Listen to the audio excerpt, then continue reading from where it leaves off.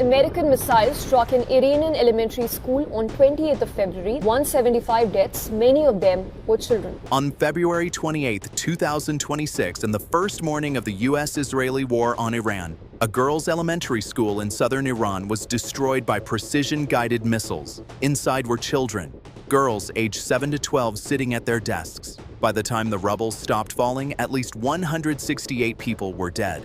Most of them were children. Within hours, a disinformation campaign flooded social media claiming Iran bombed its own school. The President of the United States repeated that claim on camera. So what actually happened? This is what we know. The Shajareh Tayyebeh school sits in Minab, Iran's southeastern coast overlooking the Strait of Hormuz. It was once part of an IRGC naval compound, but satellite imagery going back over a decade shows the school was walled off from the military base between 2013 and 2016. A separate entrance was built, watchtowers were removed. Human Rights Watch confirmed it had its own unguarded street entrance. The Guardian found no indication it served any military purpose. Adjacent buildings were a clinic and a pharmacy. This had been a civilian school for over 10 years, but multiple investigations suggest the U.S. target package still classified it as part of the base, using intelligence that hadn't been updated since before 2013. Operation Epic Fury launched at 9:45 a.m. local time. Satellite imagery at 10:23 a.m. shows the school still intact. By 10:45 a.m., it was hit. The first aftermath video surfaced by 11:47 a.m. Planet Labs images from March 4th show 7 buildings across the compound damaged or destroyed. The school was reportedly struck by 3 separate missiles. 5 pieces of evidence point directly at the United States. First, geography. The U.S. and Israel divided operations. Israel struck northern and central Iran. The U.S. operated across the south. Minab sits squarely in the U.S. zone. The Israeli military told Human Rights Watch it was not aware of any IDF strikes in the area. Second, precision. Munitions expert N.R. Jensen Jones described the damage as highly accurate guided munitions, small circular entry points on individual structures. Researchers at Oregon State called the detonation centroids pretty clean.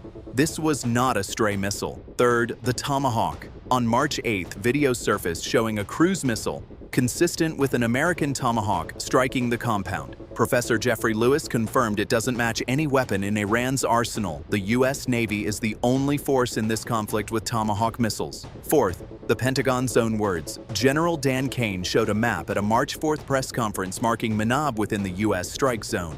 Trump administration officials confirmed to Congress that the U.S. was operating in that area and that Israel was not responsible.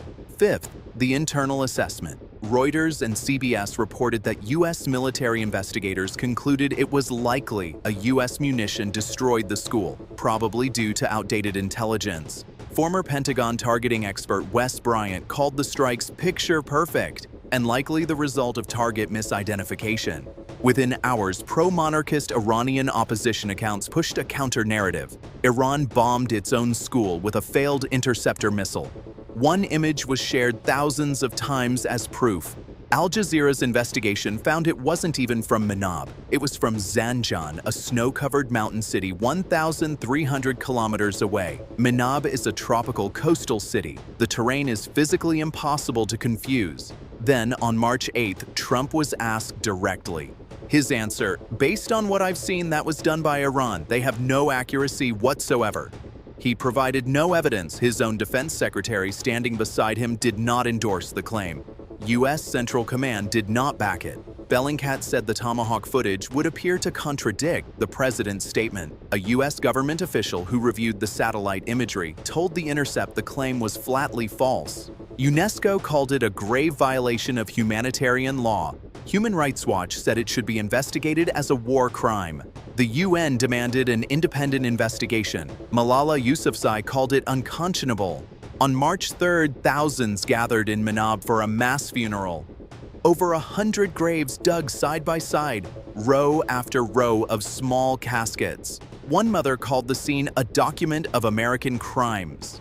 Here's what we know. A school full of children was destroyed on day 1 of this war. Every major investigation, CNN, The New York Times, NPR, CBC, Al Jazeera, The Washington Post, Human Rights Watch concluded the United States was likely responsible. Video shows an American Tomahawk missile striking the compound. The U.S. government's own assessment agrees. A disinformation campaign tried to shift blame. It was debunked. 168 children and teachers are dead. No one has claimed responsibility. The question isn't whether the U.S. bombed a school full of children. The evidence answers that. The question is whether there will be accountability or whether 168 names on a burial list in Minab will be quietly forgotten. Subscribe to The War Brief. No spin, no agenda, just evidence.